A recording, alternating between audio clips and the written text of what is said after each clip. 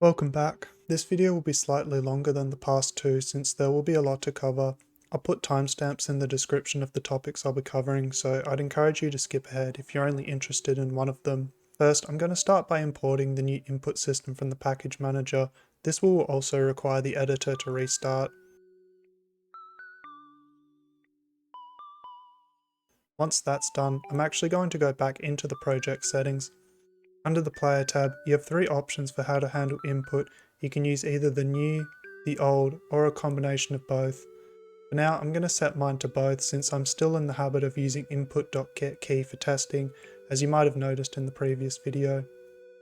In the overworld scene, I'm going to create an empty game object and attach the player input script to it. This will allow us to easily create a default input action asset that we can edit. When it comes to the new input system, there are roughly two ways you can approach using it. The first involves using the player input script and sending Unity events to scripts that inherit from mono behavior.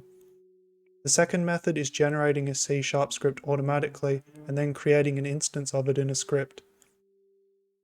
Both of these approaches are equally viable, however I've opted for the first method, the main reason being that it provides a more centralized approach to handling input. When creating an instance in a script, a class needs to register for input now needs to reference that specific class. However, Unity events offer a more plug-and-play alternative and a bit more flexibility. The main thing to note when editing the input script is changing the composite to analog will give us what I believe is the raw input value that'll allow for snappier movement. I'm not 100% sure if this is the equivalent of getAxis raw from the old input system, and what research I've done on it hasn't turned up anything.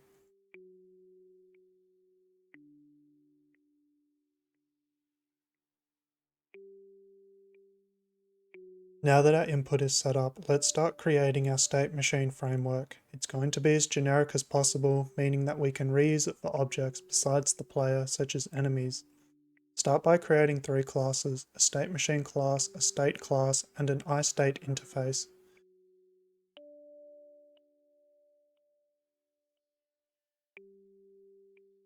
In the interface, I'll declare it with a generic t to be passed through. This will act as the unique ID for the state, so we can easily transition to it. Below that, it will just contain three functions: an enter, update, and exit function.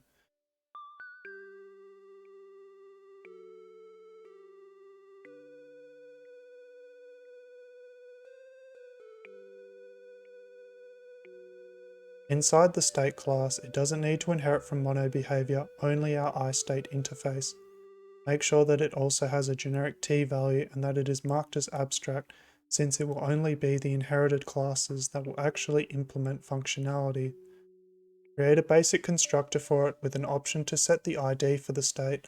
Finally, remember to make all of the functions virtual.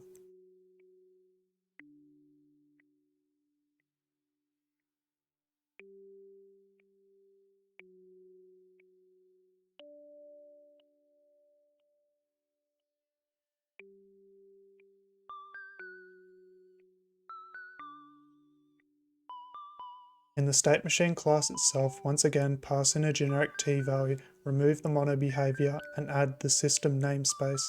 This will allow us to constrain the generic value to a struct that is both I-formattable and I-convertible, meaning that we essentially have to use enums for our unique ID. Next, let's create our variables. First, a dictionary to hold all our states.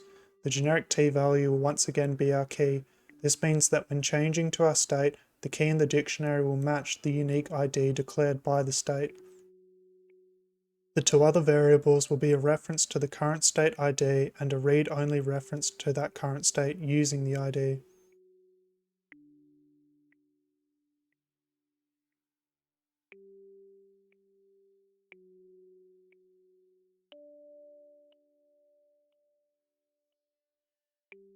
Declare a constructor for the state machine with two parameters, an array of states for it and an initial state for it to enter into.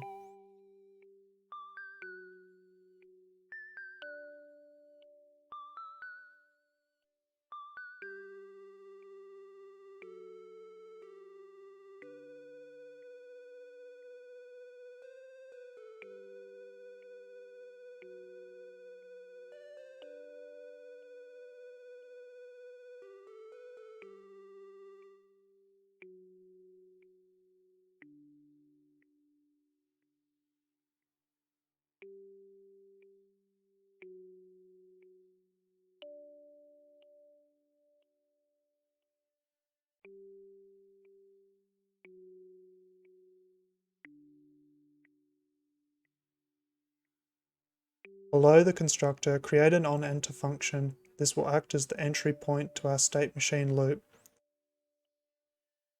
Following that, create a function to update our current state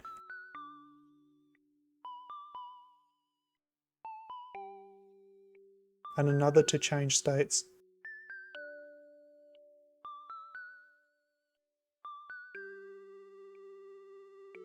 Before we can change states, we first need to check whether the dictionary contains a key to the state we want to change into, and that the current state doesn't equal the one passed in.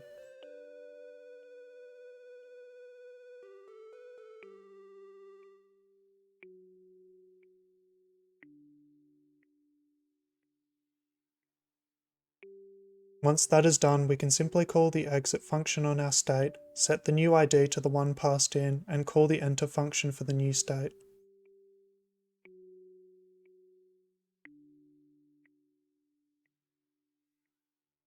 To wrap it up, I'm going to create a dispose function that will exit the state machine and clear all of its states.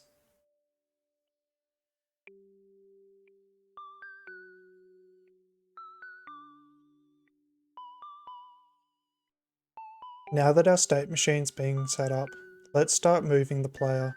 For this, we're going to create 3 scripts, a player script and 2 extra scripts to represent each of the states the player will be in. For now, this will just be idle and move.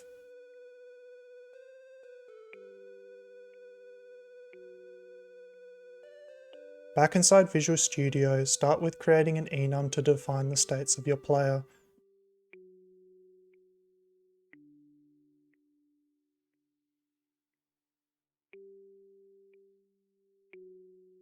Then, inside each of the state scripts, make sure that they implement the state class.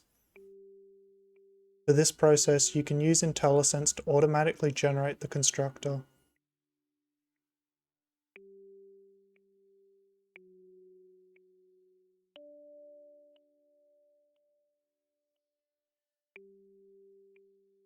Once that's done, our state classes will need a reference to the player. For this, we can pass it through in the constructor when we initially create each of our states. Once again, repeating this process for the player move state.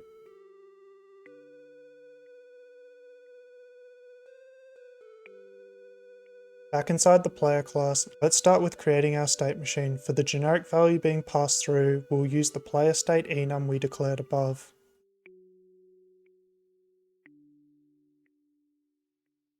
Start by creating an awake method, and below that, a create method where we will create our state machine in.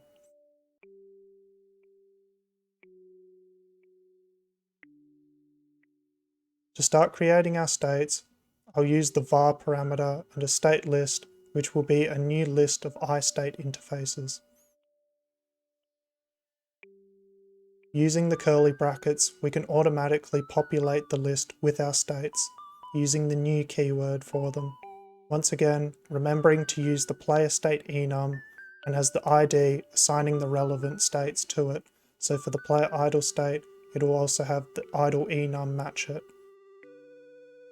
Finally, for the reference to the player, you can just use the this keyword to pass in a reference to the current player script. Below that, create a new instance of the state machine, passing in the state list as an array. Finally, for the initial ID, I'm just going to set it as idle.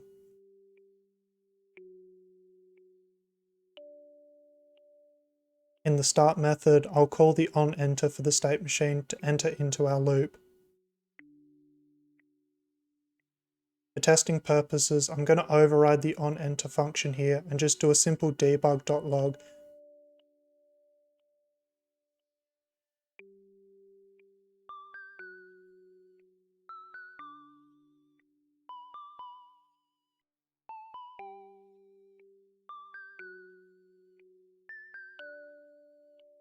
As you can see, when I hit play here in the console, we get our log that we've entered into the idle state.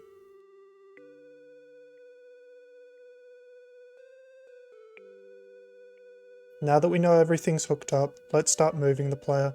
In the update function, we'll make sure to call the state machines onUpdate and expose a public method to change the current state of the player.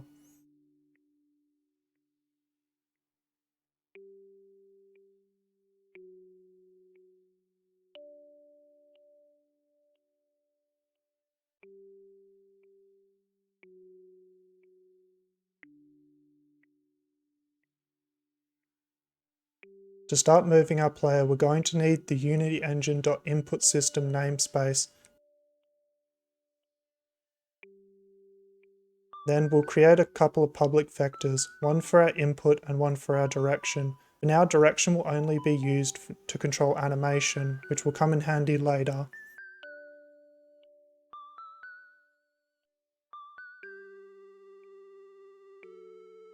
Inside the onMove function, make sure to include as a parameter the inputAction.callback context. This will get us a reference to the current input value being passed through, which will allow us to cast it to a vector2, which is going to be our input.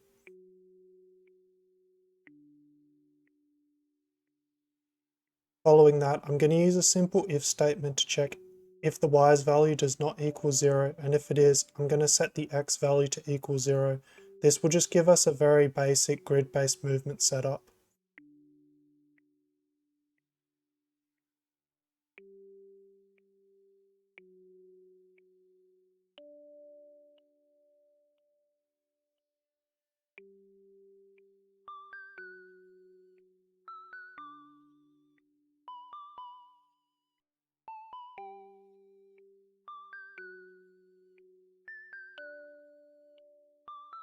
Finally, we'll set our direction to the current value only if it is not 0. In the player idle state, overwrite the onUpdate function and use mathf.approximately to check whether or not the current input is being set to 0.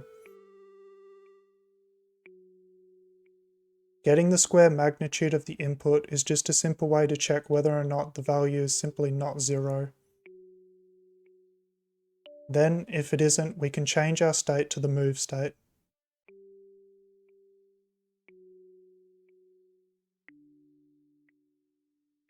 Here I'm just going to copy this into the move function and just remove the not to change it to true. Once again, returning us back to the idle state. For the player movement for now, it is going to be very straightforward. All we're simply going to do is just offset our transform position by the input that our player puts in. We're not going to be worried about using a rigid body, simply because for 2D movement, we're going to want a lot of finer control over our movement, and a rigid body is more for realistic physics movement. This also eliminates the need to write a fixed update loop for our player state machine, which just makes our code look a little bit neater.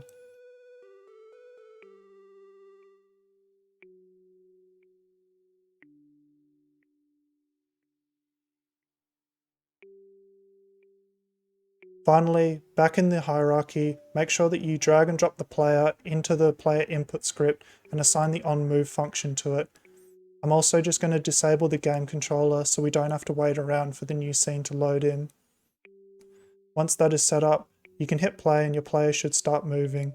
For now, the setup we have is overly complicated, especially for something as simple as player movement. However, hopefully with this, you can easily visualize how we can build upon this.